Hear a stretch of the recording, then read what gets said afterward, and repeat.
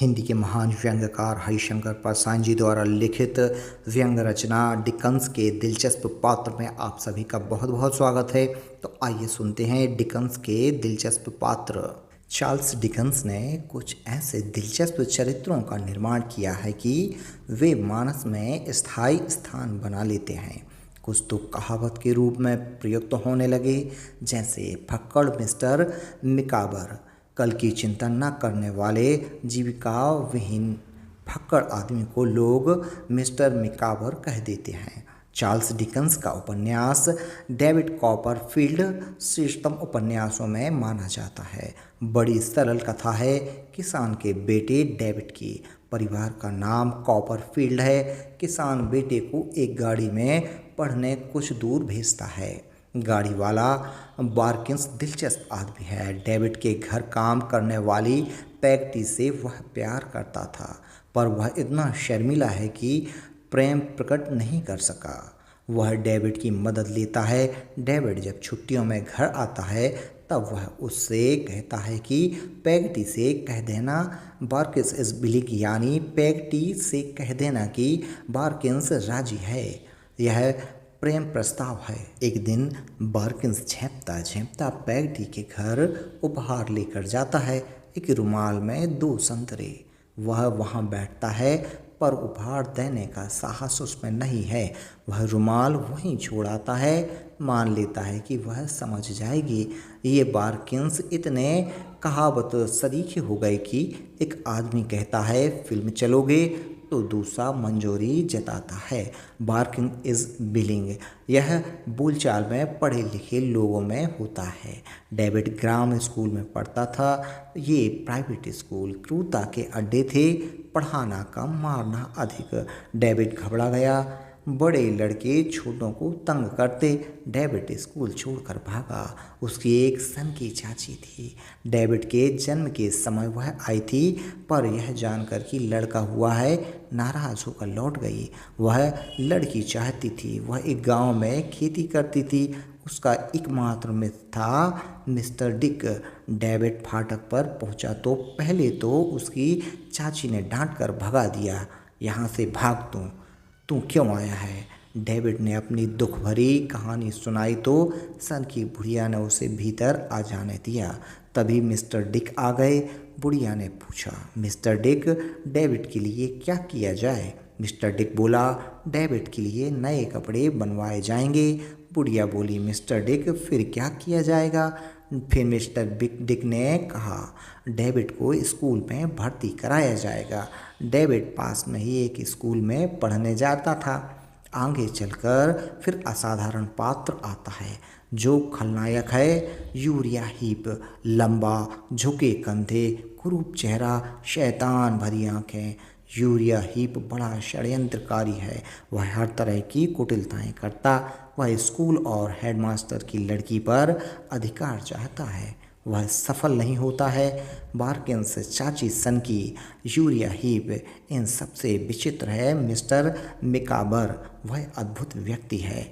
बीवी है, बच्चे हैं, पर जीविका का कोई निश्चित आधार नहीं। पता नहीं वह कैसे परिवार को पालता है। मिकाबर परम आशावान है। बड़ी कठिनाई में भी वे हंसते रहते हैं। उनका प्रेरणा वाक्य है, समथिंग विल टर्न अप, यानी कुछ हो ही जाएगा। यह वाक्य वे हमेशा बोलते थे। यह वाक्य उनका जीवन मंत्र था। एक दिन डेविड ने उन्हें परिवार समेत गाड़ी में बैठकर जाते देखा।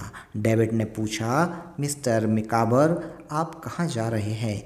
मिकाबर ने हंसते हुए कहा, civil jail, something will turn up. और हंसते हुए वह अंततः आशावान जेल की तरफ चल दिया।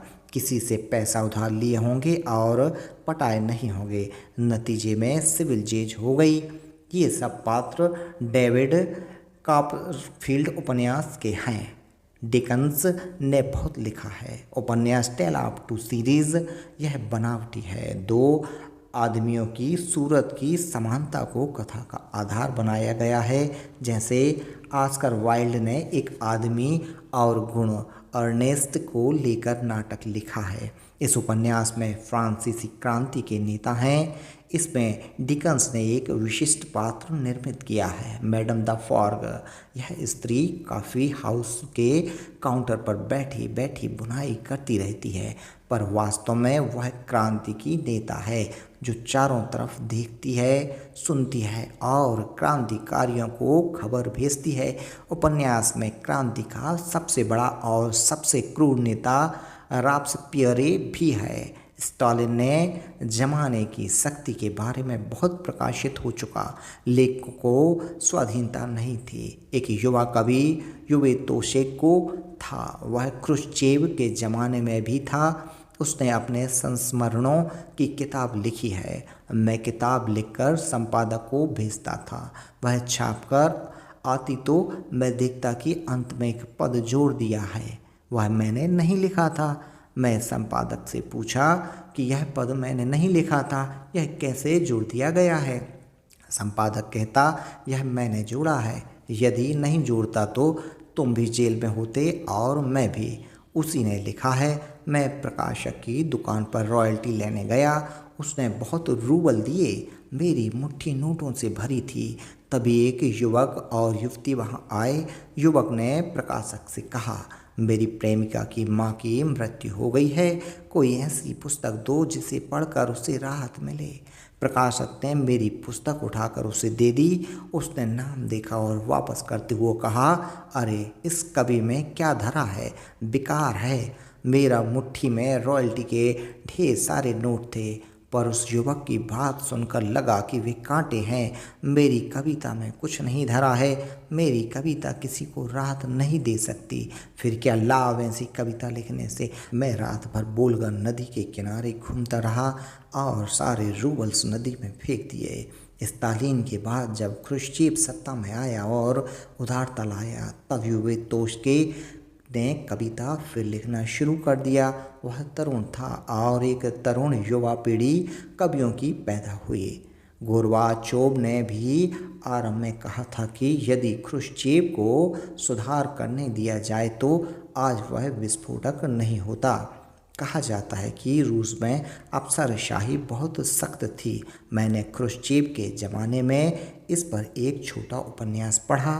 उपन्यास का नाम है सड़क के गधे। कहानी यह है, कोऑपरेटिव का ट्रक एक नियत स्थान पर आकर रुकता है और उस पर ड्राइवर कंडक्टर पैसे लेकर सवारियां बैठा लेते हैं। यह ठीक हमारे देश जैसा है, जहां सरकारी ट्रक पर पैसे लेकर सवारी बैठा लेते हैं। बैठने वालों में एक लेफ्टिनेंट और उसकी पत्नी भी हैं जो युवा हैं। दोनों में मतभेद हैं, यह शुरू में ही मालूम हो जाता है। सड़क पर बड़े बड़े गड्ढे हैं, खूब पानी भी बरसा है। इस सड़क पर ट्रक चलता है, दक्चे खाता है, हिलता डुलता है और एक जगह जाकर पलट जाता है। काफ़ी लोग घायल हो जाते हैं, उनमें एक बहुत ज़्यादा घायल है। बाकी लोग सोचते हैं इसे कैसे बचाया जाए। लेफ्टिनेंट भी बहुत व्यस्त है, परंतु उसकी पत्नी कहती है कि तुम्हें क्या लेना देना। कुछ दूरी पर अस्पताल है जहां बहुत अच्छा सर्जन है, पर प्रश्न है कि इस घायल को सर्जन के पास कैसे ले जाएं। पास के एक कोऑपरेटिव फॉर्म है, कुछ लोग वहां जाते हैं। कोऑपरेटिव फॉर्म के मैनेजर से कहते हैं कि आप फॉर्म का ट्रैक्टर दीजिए, हम उस पर कपड़े बिछाकर इस घायल को लिटाकर जल्दी सर्जन के पास पहुंचा देंगे। फार्म के मैनेजर कहता है, ट्रैक्टर नहीं दूंगा, ट्रैक्टर खेती के लिए है, वह दूध से काम नहीं आ सकता। लोग गिड़गिड़ाते हैं कि दीजिए, पर मैनेजर कठोरता से कहता है, नियम है कि ट्रैक्टर खेती के लिए है। वे लोग कहते हैं, क्या आदमी की जान बचाने के लिए भी नहीं है? मैनेजर कहता है, नहीं है। एक घोड़ा गाड़ी में आखिर वे लोग उस घायल को डालते हैं और दचके खाते हुए बड़े धीरे धीरे उसे सर्जन के पास ले जाते हैं। सर्जन घायल को देखता है, कहता है, यह तो थोड़ी देर पहले ही मरा है, क्या तुम इसे किसी तेज वाहन से आराम से नहीं ला सकते थे? इसके प्राण बच जाते। वे लोग कहते हैं कि हमने कोऑपरेटिव फार्म के मैनेजर से ट्रैक्टर मांगा था, पर उसने कह दिया कि ट्रैक्टर खेती के लिए है, इस काम के लिए नहीं। सर्जन कहता है, जो कि उपन्यास के भी आखिरी शब्द हैं और ये व्यवस्था पर कड़ी टिप्पणी है। सर्जन कहता है, मैनेजर नौकरशाह है जो हत्यारा हो गया है। यह उपन्यास क्रुश्चेव के ज़माने में छपने दिया गया और स्टालिन के ज़माने की अफसरशाही नौकरशाही का चित्र प्रस्तुत करता है।